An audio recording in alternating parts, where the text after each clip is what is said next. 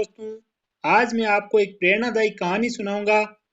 कहानी का शीर्षक है चूहेदानी। बहुत समय पहले की बात है। रहमान चाचा के यहाँ एक चूहा रहता था। हर दिन की तरह उस दिन भी बाजार से लौटते वक्त चाचा झोले में कुछ सामान लेकर आए। झोले से बिस्कुट का पैकेट निकलते देख चूहे के मुंह में पानी आ गया। लेकिन ये क्या, अगले ही पल उसके पैरों तले जमीन खिसक गई। चाचा आज बाकी सामान के साथ एक चूहेदानी भी खरीद कर लाए थे। चूहा फौरन भागकर मुंडेर पर बैठे कबूतर के पास गया और घबराकर कहने लगा, यार आज बड़ी गड़बड़ हो गई। चाचा मुझे मारने के लिए चूहेदानी लेकर आए हैं। मेरी मदद करो, किसी तरह इस चूहेदानी को यहाँ से गायब कर दो। कबूतर मुस्कुराया और बोला, पागल हो गया है? भला मुझे चूहेदानी से क्या खतरा? मैं इस चक्कर में नहीं पड़ने वाला। ये तेरी समस्या है, तू ही निपट। चूहा और भी निराश हो गया और मुर्गों के पास हाँफता हुआ पहुंचा। भाई मेरी मदद कर दो, चाचा चूहेदानी लेकर आए हैं। मुर्गे दाना चुगने में मस्त थे। चूहे से कन्नी काटते हुए बोले, अभी हमारे खाने का टाइम है, तू बाद में आना। अब चूहा भागा भागा बकरे के पास पहुंचा और अपनी समस्या बताई। बकरा जोर जोर से हंसने लगा, यार तू पागल हो गया। चूहेदानी से तुझे खतरा है, मुझे नहीं। और तेरी मदद करके मुझे क्या मिलेगा? मैं कोई शेर तो हूं नहीं जो शिकारी मुझे जाल में फंसा लेगा और तू मेरा जाल कुतर कर मेरी जान बचा लेगा। और ऐसा कहकर बकरा जोर जोर से हंसने लगा।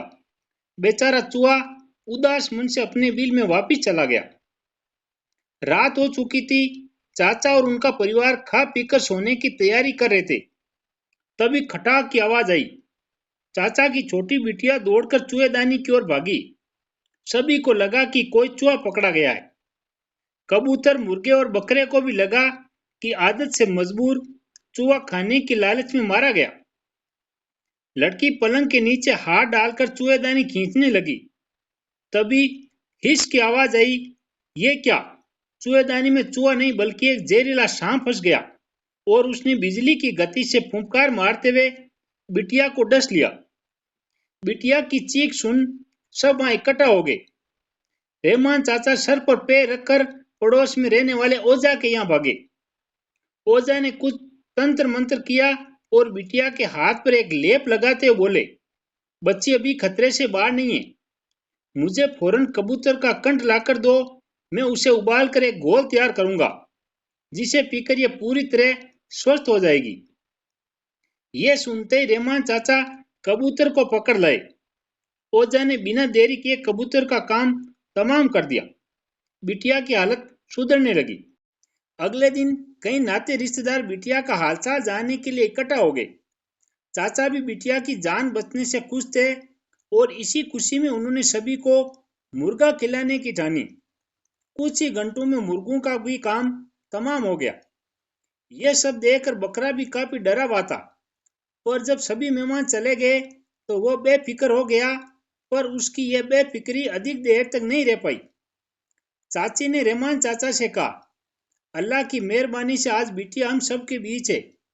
जब सांप ने काटा था तभी मैंने मन्नत मांग ली थी कि अगर बिटिया सही सलामत बच गई तो हम बकरे की कुर्बानी देंगे। आप आज ही हमारे बकरे को कुर्बान कर दीजिए। इस तरह कबूतर, मुर्गे और बकरा तीनों मारे गए और चूहा अभी भी सही सलामत था। शिक्षा, दोस्तों, जब हमारा दोस्त या पड़ोसी मुसीबत में हो तो हमें उसकी मदद करने की भरसक कोशिश जरूर करनी चाहिए। किसी समस्या को दूसरे की समस्या मानकर आंख के मुंह लेना हमें भी मुसीबत में डाल सकता है। इसलिए मुश्किल में पड़े मित्रों की मदद जरूर करें।